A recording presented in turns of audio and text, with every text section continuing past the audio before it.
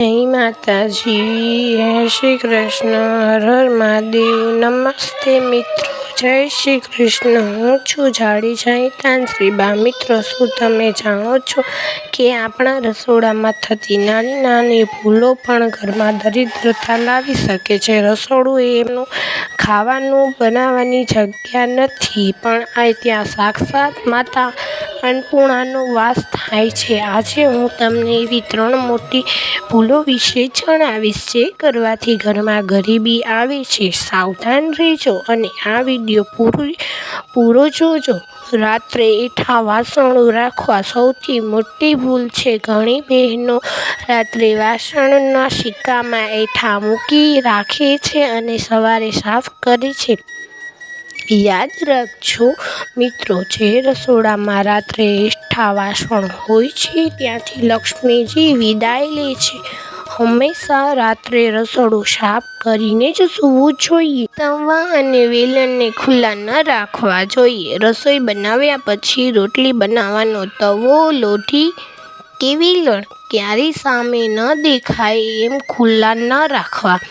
તેને હંમેશા ધોઈને છુપાવીને કબાટમાં રાખવા જોઈએ. ખુલ્લો તવો રાહુ કેતુનો દોષ અને ઘરમાં કલેશનું કારણ બને છે.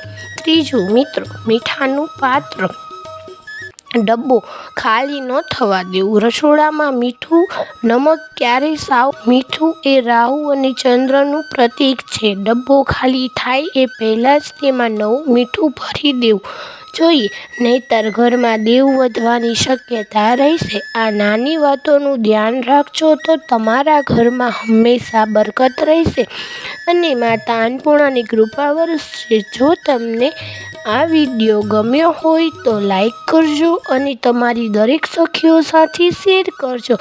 રસોઈની નવી નવી વાનગીઓ શીખવા માટે મારી ચેનલ ને પણ જરૂરથી સબસ્ક્રાઈબ કરજો. હર હર ગરીબી આવવાના મુખ્ય કારણો છે.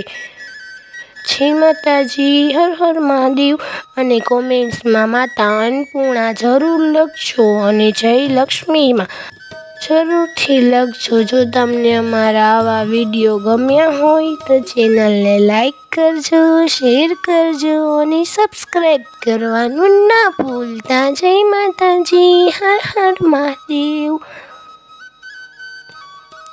ફરી મળીશું આવા નવા વિડીયો સાથે. જય શ્રી કૃષ્ણ અને અમારી ચેનલને સપોર્ટ જરૂર કરજો. ધન્યવાદ મિત્રો.